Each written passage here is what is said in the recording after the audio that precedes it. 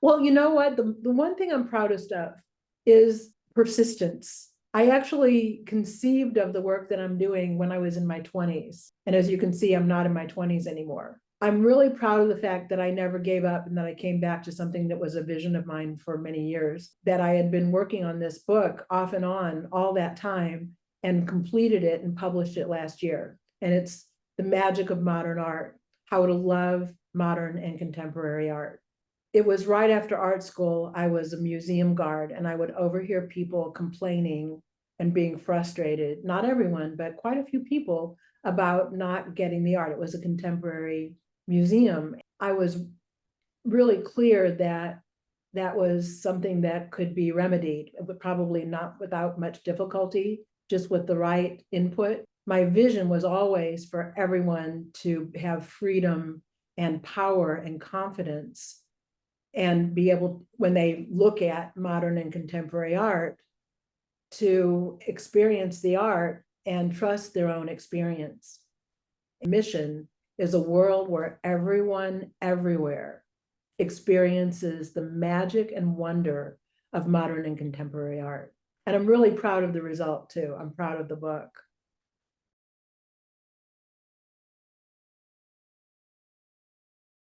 I think the most precious thing for me is to have learned about and put into practice integrity. Integrity being true to my word, integrity being true to myself, integrity operating where everything is whole and complete without judgment. It's different from ethics.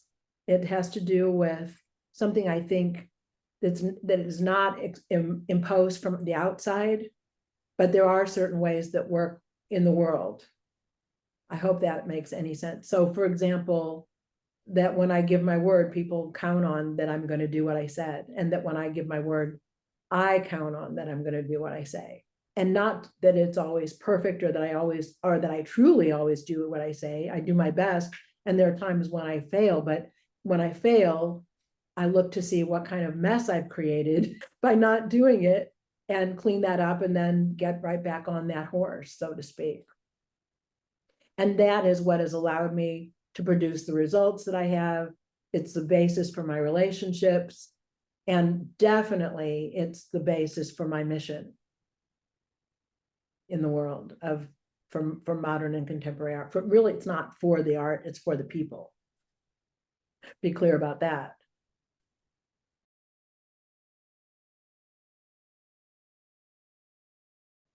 One of them is mutilation of women in some cultures.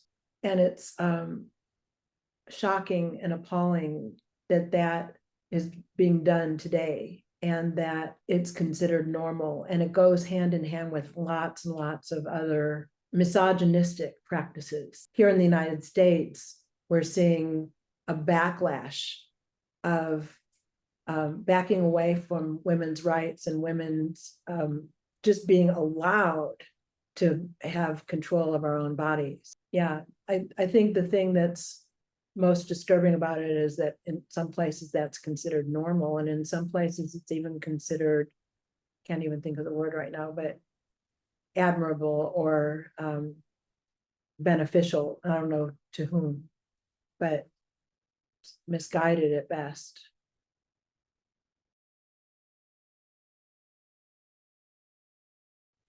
A culture of practice I wish would not go out of existence is the art of speaking well, speaking using grammar, proper grammar, speaking using the whole word. There's a whole engagement in conversation that I think gets lost when the finer points of speech become unimportant or even get dropped. There's a certain pull for hipness, if you will, rather than expressiveness. And I think it's a mistake to throw out beauty for being cool. And there is a kind of a side piece of that, which is that same thing for handwriting, that kids aren't being taught how to write in cursive. I don't know if it's universal, but most places here, because they're typing all the time. And when they're not typing, they're printing. And I just wonder what's even going to happen to their signatures. And I think that handwriting is a form of expression too. And really the bigger issue is conveying ideas in an articulate, well thought out way as it has value. And I really do hope it doesn't get lost.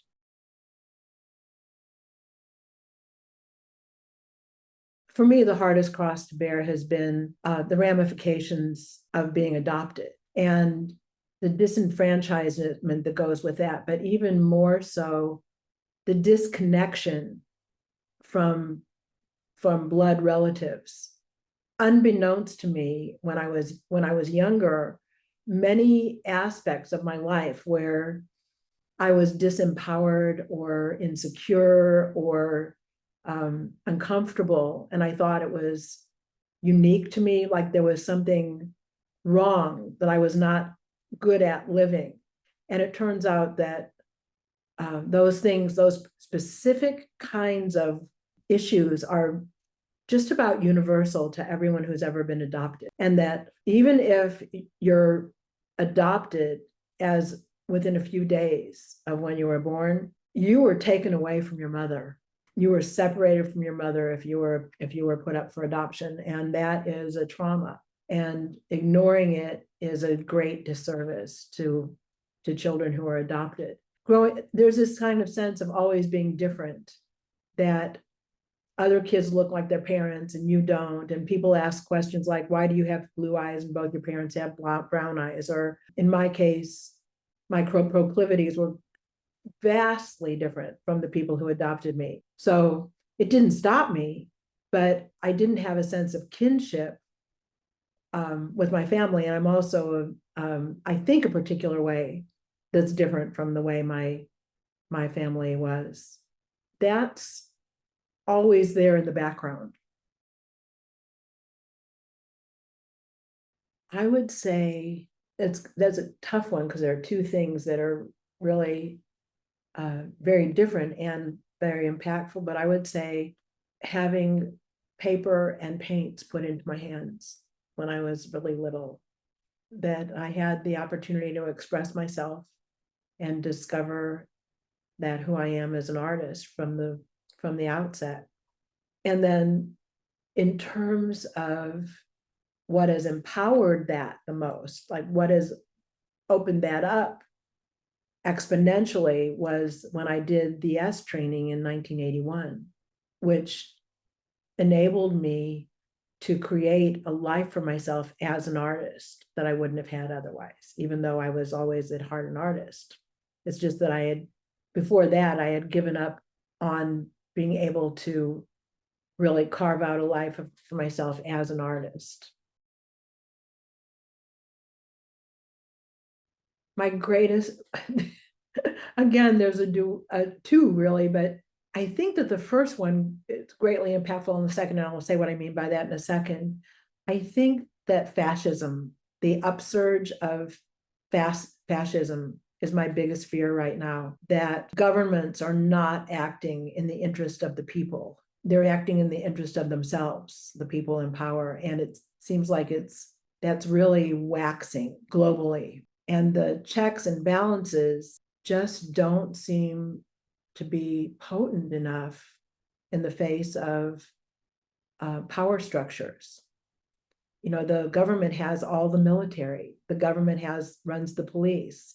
The governments have the ability to force, and the people can protest all we want, but it doesn't help if it falls on deaf ears. So that's my biggest concern. And then as governments become less and less democratic and more fascist, that means that well-being for people, including, well, for all beings, goes out the window. So I don't think I wouldn't trust a fascist government to effectively even attempt probably to address climate change, which is a huge, huge issue. I mean, it's the very foundation of life, is that our climate has to sustain us. And if we don't take responsibility fast and do everything in our power to address that,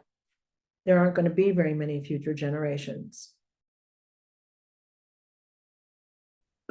Oh my gosh, what has made this life worth living?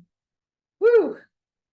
The bottom line of it is just living itself.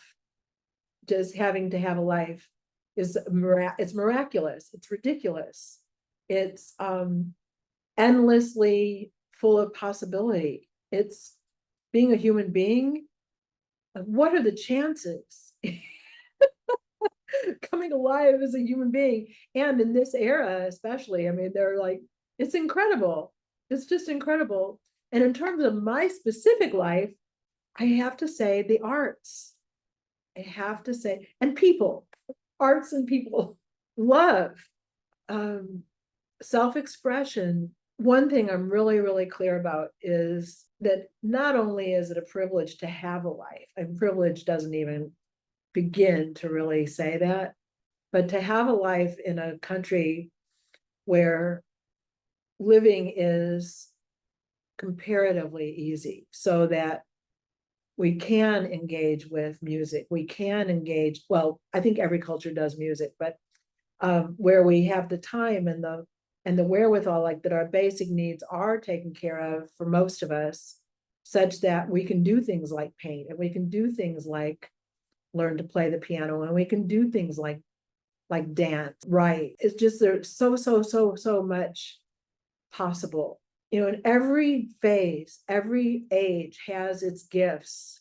I think my life is the best it's ever been, and I'm at the age where some things I can't go without glasses, and I can't do splits anymore. So I think every age, you know, that we go through has its trade-offs, and it's a privilege to go through every single one.